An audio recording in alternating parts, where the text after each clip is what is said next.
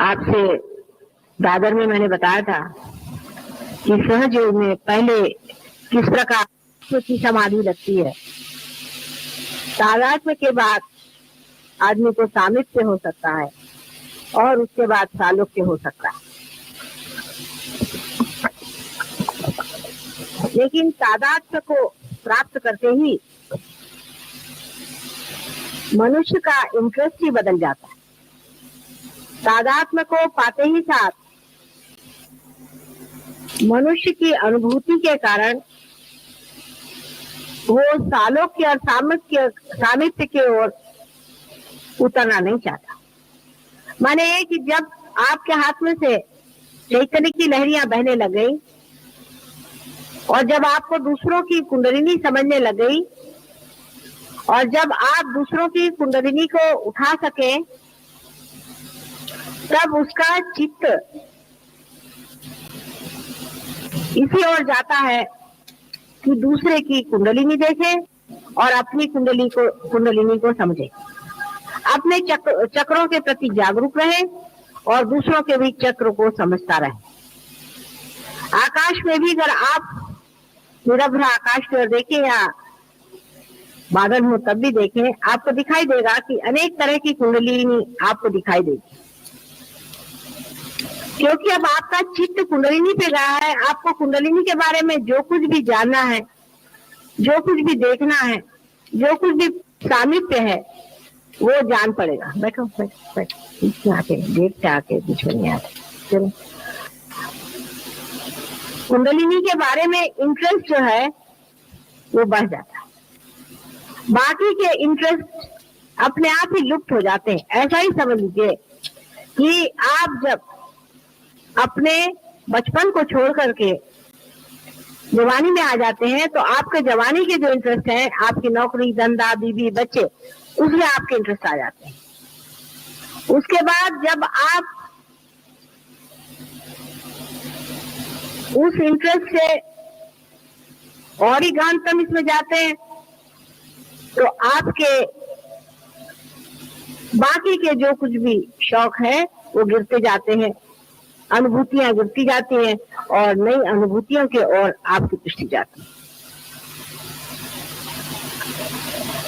या इस प्रकार समझें कि जैसे एक मनुष्य को गाने में रुचि नहीं है और किसी तरह से उसको गाने में रुचि हो गई, शास्त्रीय संगीत में उससे रुचि हो गई, तब फिर उसे कोई सी भी अशास्त्रीय संगीत की महफिल हो, वहां मजा नहीं आने वाला। उसी प्रकार सहज योग में आपकी हालत हो जाना चाहिए और वास्तविक बाकी तो जो कुछ भी आते हैं या जो कुछ भी शौक है वो तो आपके अंदर धीरे धीरे आती हैं, प्रयत्न पूर्वक आती हैं। इसके कारण वो चीज आपके अंदर छिपक बहुत आसानी से जाती है। हालांकि सहज योग से आपके अंदर क्रांति हो गई है, आप एक नए अवेयरनेस में, एक नई चेतना में आए हुए हैं। आपको वाइब्रेशन समझ में आते हैं, आपको दूसरों की कुंडलिनी दिखाई देती है। आप में से बहुत लोग जागरूक भी कर सकते हैं और बहुत से लोग पार भी कर सकते हैं। हजारों लोगों का आप लोगों ने ठीक भी किया। नई शक्ति में आपका पदार्पण हुआ है और जिससे आप लाभित हैं। लेकिन ये सब करने में एक ही बात का दोष रह गया है कि आपने कोई भी प्रयत्न नहीं किया, बगैर प्रयत्न के ही सच्चे हो गए। इसके ही कारण शायद हो सकता है कि बहुत से लोग जो सहज योग में वाइब्रेशन पा भी लेते हैं, ऊंचे उठ भी जाते हैं, तो भी उनका चित्त परमात्मा की ओर, आत्मा की ओर, कुंडलिनी की ओर नहीं रहता है और अब भी वो चित्त बार बार गलत जगह पे जाते रहता है। आपने पूछा था कि पाने के बाद क्या करना है, पाने के बाद देना ही होता है। ये बहुत परम आवश्यक चीज है कि पाने के बाद देना होगा, नहीं तो पाने का कोई अर्थ ही नहीं है। और देने के वक्त में एक बात, सिर्फ एक छोटी सी बात याद रखनी है कि जिस शरीर से, जिस मन से, जिस बुद्धि से, माने इस पूरे व्यक्तित्व से आप इतनी जो अनुपम चीज दे रहे हैं वो स्वयं भी बहुत सुंदर होनी चाहिए। आपका शरीर स्वच्छ होना चाहिए, शरीर के अंदर कोई बीमारियां नहीं होनी चाहिए। अगर कोई बीमारी है, बहुत से सहयोगी में ऐसा भी होगा कि उनके अंदर अगर शारीरिक बीमारी है तो सहयोग से पहले तो वो बहुत कहते हैं कि साहब मेरी ये बीमारी है, वो ठीक होना चाहिए, वो बीमारी ठीक होना चाहिए, लेकिन सहयोग के बाद में इतना चित्त नहीं रहेगा बीमारी को। अरे हो जाएगा ठीक, चलो ठीक है, ये बात गलत है। आपको कोई भी जरा सी भी तकलीफ हो जाए, आप फौरन वहां हाथ रख के अपनी तबीयत ठीक कर सकते हैं। अपनी फिजिकल साइड बहुत साफ रख सकते हैं, बहुत ज्यादा उसमें कुछ करने की जरूरत नहीं है। स्नान करना और स्वच्छता से रहना और अपनी फिजिकल साइड ठीक करना। लेकिन उसके लिए मैंने एक चीज का कहा है कि जैसे सवेरे कहते हैं कि सबको बाथरूम जाना चाहिए, मुख साफ करना चाहिए, तो सहयोगियों के लिए सोने से पहले पानी में बैठना 5 मिनट अत्यंत आवश्यक, वो चाहे कोई भी हो। आप बड़े पहुंचे हुए हो, आपका हमें नहीं पकड़ता, ये इससे मतलब नहीं है। आपको 5 मिनट पानी में बैठना चाहिए। आप लोगों को ये आदत लगे इसलिए मैं जबरदस्ती बैठती हूँ कभी कभी, चलो मैं भी पानी में बैठती हूँ तो मेरे सहयोगी बैठेंगे। ये आदत बहुत ही अच्छी है। 5 मिनट पानी में सब सहयोगों को बैठना चाहिए। फोटो के सामने दीप जला करके, कुंकू वगैरह लगा के, फोटो के सामने दोनों हाथ रखे, दोनों पैर पानी में रख के सब सहयोगियों को बैठना चाहिए। आपके आधे से ज्यादा प्रॉब्लम सॉल्व हो जाएंगे अगर आप ये करें। चाहे कुछ हो जाए, आप 5 मिनट की कोई मुश्किल नहीं है। सोने से पहले पानी में सबको बैठना चाहिए। इससे आपका जो है आधे से ज्यादा पकड़ना खत्म हो जाएगा। सवेरे के टाइम में जल्दी उठना चाहिए। हम लोगों का सहयोग दिन का काम है, रात का नहीं, इसलिए रात को जल्दी सोना चाहिए।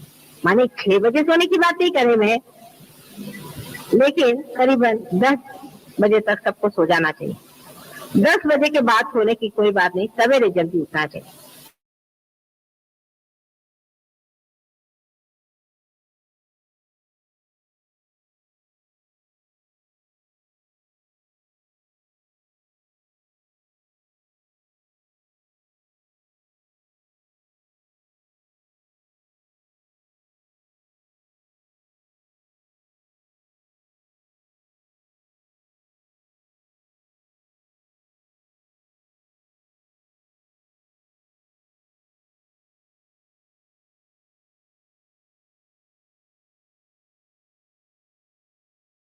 आता है उसको स्टडी करने में, वो किस तरह से अपने साथ भागता है और वो अपने साथ ही किस तरह से आर्गुमेंट देता है, वो देखने लायक चीज है मनुष्य की। बड़ा खुद ही की नाक कटाने के लिए किस तरह से अपने ही का एक्सप्लेनेशन खुद ही देते रहता है। वो इस प्रकार कभी कभी होता है कि जैसे हम तो सवेरे उठ नहीं सकते, माँ भाई कितने बजे सोते, कल रात को 12 बजे, पर मैंने तय किया था कि मैं 4 बजे उठूंगा, हो ही नहीं सकता। लेकिन आप एक दिन जल्दी सोए और एक दिन आप उठे हर हालत, तो आप जल्दी सो ही जाए, आप जग नहीं सकते। 2-3 दिन आप कर लीजिए, शरीर ऐसा इसको आदत लग जाएगी। सवेरे जल्दी उठने से सवेरे के टाइम में एक तरह की रिसेप्टिविटी ज्यादा होती मनुष्य की, और इतना ही नहीं, उस वक्त में संसार में भी बहुत अत्यंत सुंदर प्रकार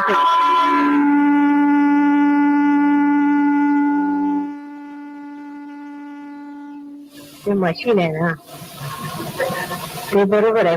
माणसांचं असं होतं कधी कधी, मध्येच काहीतरी डोकं भडकतं, समजत नाही का।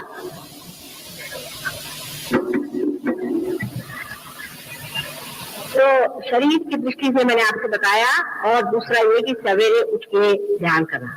अब ध्यान कैसे करना, सोचे ध्यान कैसे करना। सवेरे उठ पहले नतमस्तक होके अपने को अपने हृदय में नत करते, पहली चीज है नत करना है। Humble down yourself. किसी ने ये सोच लिया कि मैंने बहुत पा लिया या मैं बहुत कुछ बड़ा भारी संत साधु महात्मा हूं, तो समझ लीजिए वो गया, सहयोग से गया। अत्यंत नम्रता पूर्वक अपने हृदय की ओर ध्यान करके नतमस्तक होके फोटो के सामने दोनों हाथ करके शांति पूर्वक परमिशन ले करके बैठे। बात बात में क्षमा मांगनी पड़ती है, तो उस वक्त भी क्षमा मांग के कि हमसे अगर कोई गलती हो उसे माफी करके ध्यान में आज हमें उतारिए। इस तरह की प्रार्थना करके जिन्हों से हमने वैर किया है सबको माफ कर देते हैं, और हमने अगर किसी से वैर किया उसके लिए तुम हमें माफ कर दो। अत्यंत पवित्र भावना मन में ला करके और आप ध्यान में जाए, आंख बंद करके और थोड़ी देर ध्यान करें। आप कितने मिनट करें इससे कोई मतलब नहीं होता, ये सवाल पूछना बहुत गलत बात है। आप 5 मिनट करिए और चाहे 10 मिनट करिए,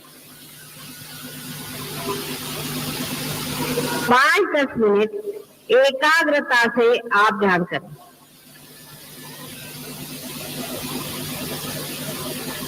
नतमस्तक होकर के आप ध्यान करें, पर ध्यान करने से पहले इसको समझ लें, ध्यान करने से पहले जहां बैठ रहे हैं उस आसन में बंधन दे, अपने को बंधन दे, अपने शरीर को बंधन दे। 7 मर्तबा अपने शरीर को बंधन दे, कान को बंधन दे, फोटो को बंधन दे। ये तो हो गया मैकेनिकल बार करने का, तो कुछ लोग तो यूं कर लेते, हो गया काम का।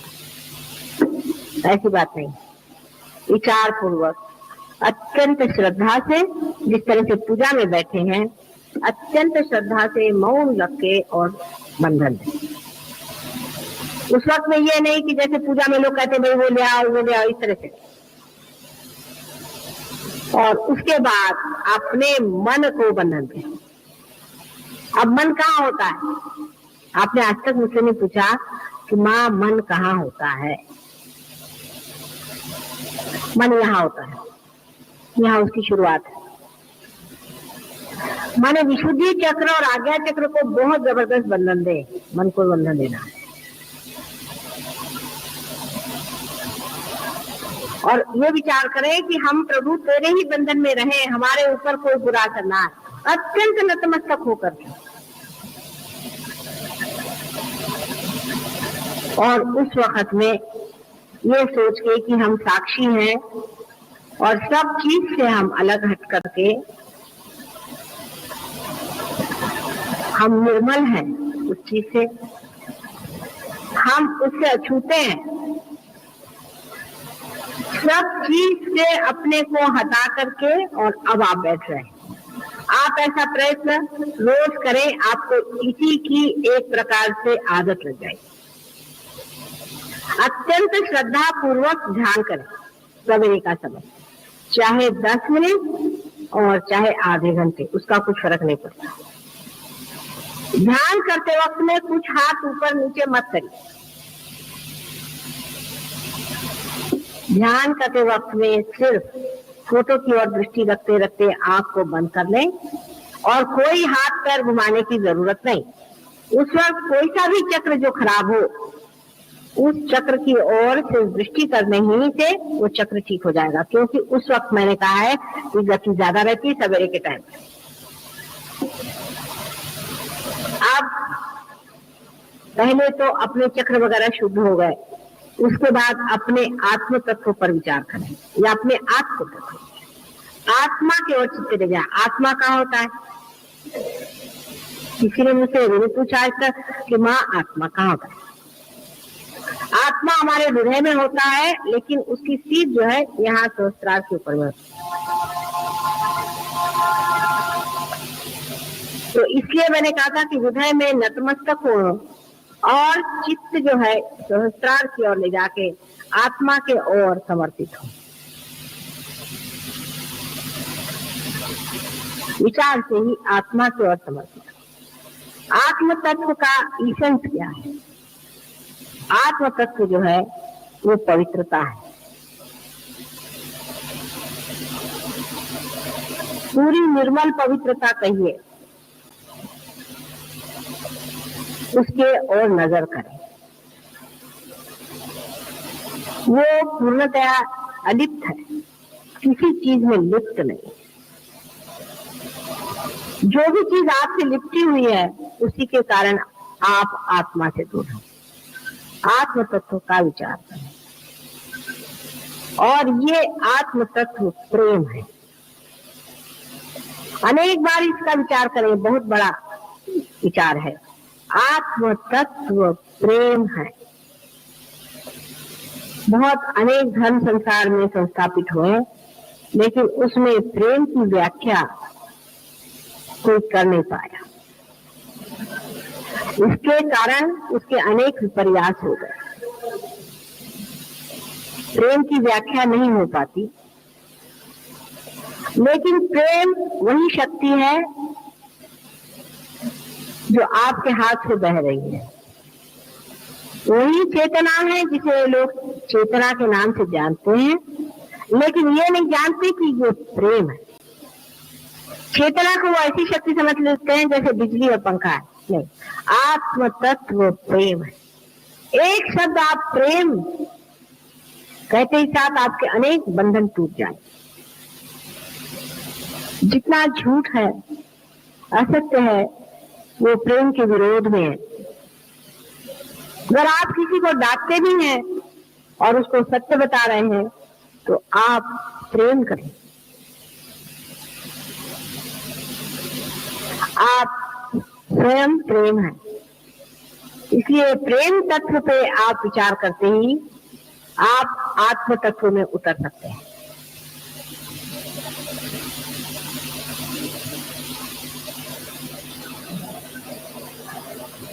ध्यान में कोई सा भी एक विशेष विचार नहीं लेने का, लेकिन अब आप कह सकते हैं कि मैं वही प्रेम तत्व हूँ, मैं वही आत्म तत्व हूँ, मैं वही प्रभु की शक्ति हूँ। आप इसे कह सकते हैं। इस तरह से 2-3 बार कहते ही आप आशीर्वादित होंगे, क्योंकि आप सत्य कह रहे हैं। आपके अंदर से वाइब्रेशन जोर से चलने लगते हैं। अब रोजमर्रा के जीवन में क्या करना चाहिए? रोजमर्रा के जीवन में आपको पता होना चाहिए कि आपके अंदर शक्ति प्रेम तत्व की है। आप जो भी कार्य कर रहे हैं, क्या आप प्रेम में कर रहे हैं या दिखाने के लिए कर रहे हैं कि आप बड़े भारी सहयोगी हैं? हम अगर कभी किसी को कोई बात कहते हैं या डांटते हैं तो हम देखते हैं कि दूसरे दिन वो आ करके सहयोगी में बैठ करके हमें गालियां देते हैं लोग, और उसके बाद कहते हैं कि हमारे वाइब्रेशंस क्यों चले गए। तो इस तरह की अगर आप मूर्खता करते हो तो बेहतर है कि आप लोग सहयोग में नहीं आए। सहयोग में वही आदमी आ सकता है और चल सकता है जो कुछ लेना चाहता है। उसको देने का कोई भी अधिकार नहीं है, उसको लेना ही है हमसे। वो अगर देना चाहेगा, उसकी वो शक्ति जब हो जाएगी तो बहुत ही बढ़िया चीज हो जाएगी। लेकिन आप तभी दे पाते हैं जब आप ले पाते हैं। इसलिए पहले लेना सीखिए।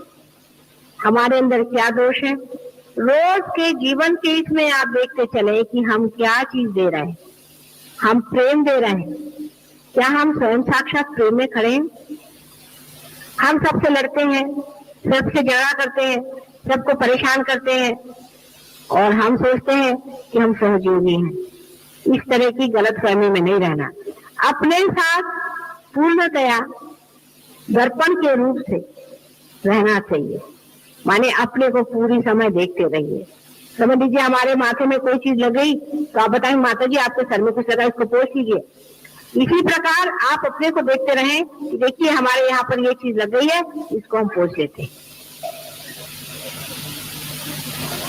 रोजमर्रा के जीवन में आपका जीवन एक उज्जवल होना चाहिए। आपके मुख पे कांति, आपके व्यवहार में सुंदरता आनी चाहिए। आप प्रेममय होना चाहिए। फूट के जैसे अगर आप बिल्कुल ही रसहीन हो तो आप सहयोगी नहीं, ये आपको पता होना चाहिए। जबरदस्ती के आप सहयोगी बने हैं, वो भी हम आपको चला रहे हैं इसलिए आप बैठे हुए हैं, नहीं तो हमें आप माफ कर दें और आप सहयोग में ना आए। थोड़े दिन में आप खुद ही निकल जाएंगे इस तरह के लोग। जिनमें प्रेम नहीं है, जो अपने को सोचते हैं कि हम बड़े बढ़िया आदमी हैं और बड़े कमाल के आदमी हैं और ये है वो है, वो बिल्कुल सहयोग के लिए व्यर्थ है। ऐसे लोगों को चाहिए कि जाए दूसरे गुरुओं के जूते खाएं और वहां रहें। यहाँ पर सहयोग में आप परमात्मा के एक इंस्ट्रूमेंट बनने आ रहे हैं। अत्यंत नम्रता आपके अंदर होनी चाहिए, अत्यंत नम्रता। आपको घमंड छोड़ना चाहिए। वो कहते हैं कि संन्यास लेना चाहिए, मैं कहती हूँ पहले घमंड से आप संन्यास लीजिए, क्रोध से आप संन्यास लीजिए, कपड़ों से नहीं लीजिए। कपड़े उतार देने से कोई संन्यास नहीं होता है। संन्यास का अर्थ होता है अपने क्रोध, काम, मोह, मद, मत्सर आदि शत्रुओं से एक संन्यास लेने को ही संन्यास कहते हैं। संन्यास्त ऊपरी संन्यास की बातचीत नहीं। तो अपने रोज के व्यवहार में अत्यंत शांति से, सबसे प्रेम से व्यवहार करें। अपने बाल बच्चे, घर वाले, इनसे सबसे सहयोग की बातचीत करें, सहयोग पर वर्णन करें। अपने दोस्त बदलिए, अपना उठना बैठना बदलिए। ये आपके रिश्तेदार हैं, ये आपके सगे हैं, इनसे बातचीत करें, इनसे बोलें और ये लोग आपको बताएंगे कि हम लोग एक नई दुनिया में आ गए और हमारे पास एक नए वाइब्रेशन है। जब भी आप सफर करें, कहीं बाहर जाए, किसी गांव जाना है, ये बता रहे थे अभी राउरी से आए कि हम अपने साथ में जैसे सब लोग लेकर चलते हैं चीजें अपने ट्रैवलिंग की, वैसे हम अपने साथ में थोड़ा सा तीर्थ, मेरे पैर के पानी को तीर्थ कहते हैं, तीर्थ और कुंकू और ये सब वाइब्रेटेड हम लेके चलते हैं। रास्ते में कोई आदमी बीमार दिखाई दिया, चलो उसको तीर्थ पिला दिया। कोई आदमी ने धर्म की चर्चा की, उसको फोटो दिखा दिया, देखो भाई ये माता जी है और तुम चाहो तो उनको पार कर सकते। यहाँ जो आदमी मिल जाए वो अपने साथ रखे रहिए। तो चलिए आपको हम कुंकू लगा देते हैं, देखिए आपको कैसे लगता है, ये हमारी माता जी। पूरी समय दिमाग इधर उधर दौड़ता रहे कि सहज योग को किस तरह से हम प्लावित अपने जीवन से कर सकते हैं। उसी समय आप देखिए कि आप बहुत गहरे उतर सकते हैं। लेकिन कुछ लोग ऐसे हैं कि सहज योग में सिर्फ ऐसे आते हैं जैसे मंदिर में आए चले गए, और फिर उसका दुष्परिणाम हमेशा आएगा। यहाँ पे ऐसे लोग हैं अभी बैठे हुए कि जिन्होंने जब से सहयोग से पार हुए हैं तब से कोई उनको एक बीमारी नहीं है। माँ बीमार थे, उनको कभी बीमारी नहीं, एक बार भी वो डॉक्टर की सीढ़ी नहीं चढ़ी, कभी उनको कोई तकलीफ नहीं हुई, उन्होंने एक दवा नहीं ली जब से वो सहयोग में आए। बुढ़े भी है उनमें से कुछ जो हमेशा डॉक्टर के पास जाते थे और अस्पतालों में घुमा करते थे, वो सब कभी भी नहीं गए। ऐसे यहाँ बहुत से अनेक उदाहरण। इतना ही नहीं पर उन्होंने दूसरों को भला किया। इसका कारण यह है कि जो कुछ भी स्वास्थ्य के लिए एक सहयोग के लिए आवश्यक है वो करते रहे और इस वजह से वो ठीक। आपस में मिलते रहो, आपस में सब, तुम डॉक्टर से सब पेशेंट, और डॉक्टर लोग आपस में फीस नहीं लेते, उस प्रकार तुम भी आपस में फीस नहीं लेते। आपस में ट्रीटमेंट करो, आपस में पूछ लो और उसमें बुरा मानने कोई बात नहीं। किसी ने कहा कि आपका सहस्त्रार पकड़ा है तो बड़ी शर्म की बात है, सहस्त्रार पकड़ा तो बड़ी शर्म की बात हो गई, तो हमारे विरोध में बैठ जाएगी बात। मुझे कहना भाई फौरन ठीक कर दो, पता नहीं कैसे आदमी के साथ मैं बैठ गया। किसी ऐसे आदमी के साथ कभी नहीं बैठना चाहिए जो सहयोग की बुराई करता है, सहस्त्रार फौरन पकड़ जाए। ऐसा आदमी अगर बोला तो कान बंद कर लो, और ऐसे आदमी कहना भाई तुम दूर बैठो, हमसे तुमसे मतलब नहीं, तुम हमारे से बात मत करो, बस हमको कोई अपना बुरा नहीं करना। आप कौन होते हैं हमसे बात करने के लिए? आप यहाँ माता जी के वजह से हमसे मिले हैं और अब आप चुप रहिए। ऐसे जो भी आदमी बात करते हैं कहना बस बस करिए। आपका सहस्त्रार पकड़ेगा, फिर एक एक चक्र पकड़ेंगे, होगा थोड़े दिन में आगे माता जी मुझे कैंसर हो गया।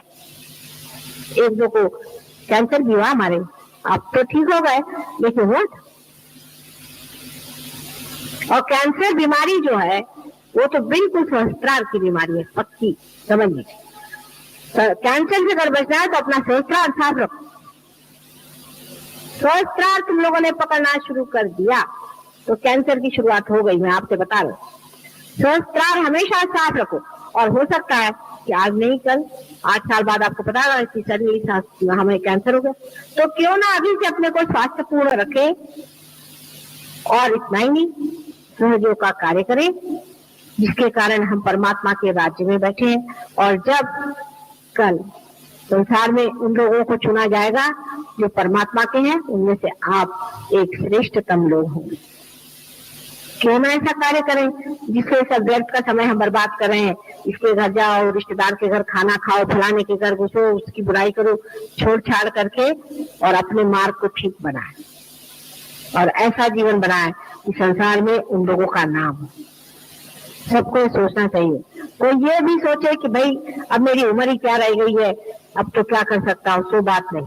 आप मरेंगे ही नहीं, आप मरते हैं फिर आप पैदा होते हैं, फिर आप मरेंगे फिर पैदा होंगे, ये चक्कर चलते रहेंगे। तो क्यों ना उसको 1 साल के अंदर आप सभी चीज को खत्म कर सकते हैं, चाहे तो आप 1 हफ्ते में भी खत्म कर सकते। एक बार निश्चय मात्र करना है, एक क्षण तो भी खत्म हो जाए। अपने जीवन को कुछ विशेष करना है, ये एक बार इतना ही निश्चय कर लेने से ही सहयोग का लाभ अत्यंत हो सकता है, ये आप जानते हैं। शरणागति होनी चाहिए। जरूरी नहीं कि मेरे पैर पे आए, पर शरणागति मन से होनी चाहिए। बहुत से लोग पैर पे आते हैं, शरणागति बिल्कुल नहीं होनी। शरणागति होनी चाहिए। अगर शरणागत रहे अंदर से, पूर्णतया शरणागत रहे, तो पूर्णतया आपके अंदर कुंडलिनी जो है सीधे आत्म तत्व पे टिकी रहेगी। जैसे कि एक दीप की लौ लगी रहती है, उस तरह एक भी उसमें फ्लिकरिंग नहीं होगा। लेकिन शरणागत रहे, शरणागत रहने में आनंद है, उसी में सुख की प्राप्ति है, उसी में परमात्मा की प्राप्ति है। एक बहुत अनुपम विशेष यूनिक चीज है सहयोग। इसको समझें और उसमें रत रहें। जितने आप उससे तादाद में पाएंगे, उतना ही आपका आत्म तत्व चमक सकता है। कोई चीज महत्वपूर्ण नहीं है सिवाय इसके कि आप स्वयं प्रकाश बने। और जिनको बेकार की बातें सोचती है, उनके लिए बेहतर है कि वो इस चीज को छोड़ दे, उनके पास नहीं है। अब आखिरी बात बताऊंगी, इसको बहुत समझ के और विचार पूर्वक करें। हमारे अंदर स्वयं ही दुष्ट प्रवृत्तियां हैं। हमारे ही अंदर स्वयं बहुत सी काली प्रवृत्तियां हैं, जिसको नेगेटिविटी कहते हैं। वे जोर बांधती हैं।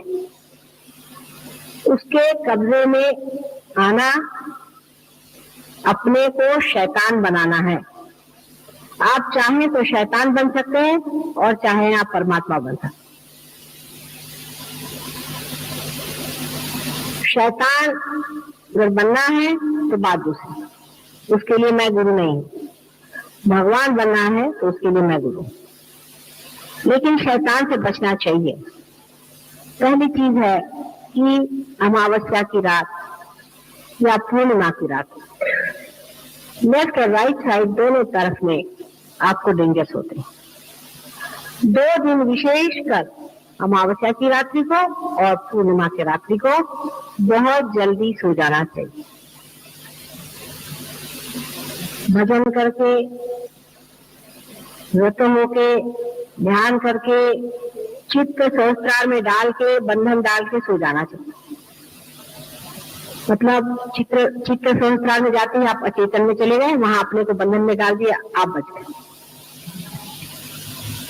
2 रात्रि को विशेष,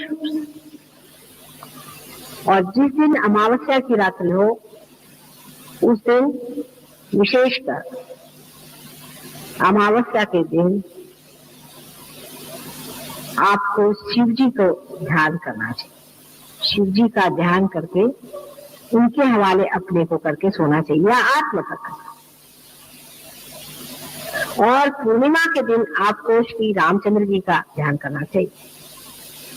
उनके ऊपर अपनी नैया छोड़ के, रामचंद्र जी का मतलब है क्या? क्रिएटिविटी का। अपने जो क्रिएटिव पावर है उसको पूर्णतः समर्पित करके और आपको रहना चाहिए। इन 2 दिन अपने को विशेष रूप से बचाना चाहिए। हालांकि सप्तमी और नवमी 2 दिन विशेष आप पर आशीर्वाद हमारा रहता है। सप्तमी और नवमी के दिन उसका ख्याल रखना। सप्तमी और नवमी के दिन जरूर ऐसा कोई आयोजन करना जिसमें ध्यान आप अपना पूरा करें।